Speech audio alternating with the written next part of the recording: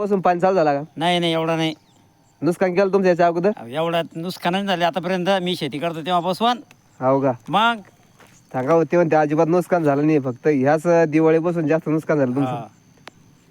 हे बघ या नक्कान सभा कोणा साईट लावली. मी 20 वर्षापासून शेती करू ना. आता हे तुम्ही निश्चितीन पा चांगला व्हिडिओ करतो मी. हे बघा मग अरे एक कणूस नाही ना असं की बगर को मला नाही राहिलं ते. आता कण सभा कुठं लावेल या ना हो, सगळं दाखवतो तुम्हाला काय व्यवस्थित करणार पहा. शेतकरी काय काढून टाकलं. लावली आग केले. आग लावली पेटून द्या म्हणते ते. शासनाला बी त्याचं म्हणणं, शासन बी काही शेतकऱ्याच्या कामाचं नाही म्हणते है ना साहेब. सगळे शेतकऱ्याला खाणार बसले म्हणते, हे होणार हे शेतकऱ्याचं वाली कोणी नाही म्हणते, अशी परिस्थिती झालेली. अहो धन उगल्यावर एकांच उगलेत या मावंडाळ्यातली हकीकत आहे मित्रांनो. मावंडाळ गाव म्हणजे धाड बसून 10 किलोमीटर अंतरावर आहे, 5-6.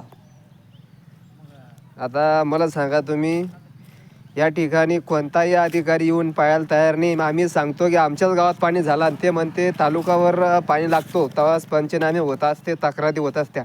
आमदार असो स्थानिक कोणी असो, मी बऱ्याच जणाला फोन केले.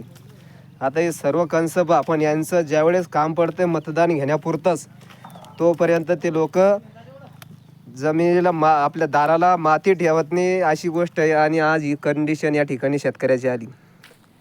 तुम्ही सांगा आज मावंडाळा गावामधला शेतकरी आत्महत्या करायच्या या ठिकाणी एखाद्या माणसाचं जर कर्ज जर जादा असलं, त्याला आत्महत्या करायचीच वेळ आली नव्ह. आणि हे म्हणतात भाषणामध्ये आत्महत्या करू नका, तुमचं कर्ज माफ होईल. कशाचं कर्ज माफ करणार लोक आहे? या अशा गोष्टी होत असताना याच मावंडाळा गावामध्ये दिवाळी बसून सातत्याचा पाऊस होता. या शेतकऱ्यांचं नुकसान झालं आहे. या शेतकऱ्यांना मदत हवी.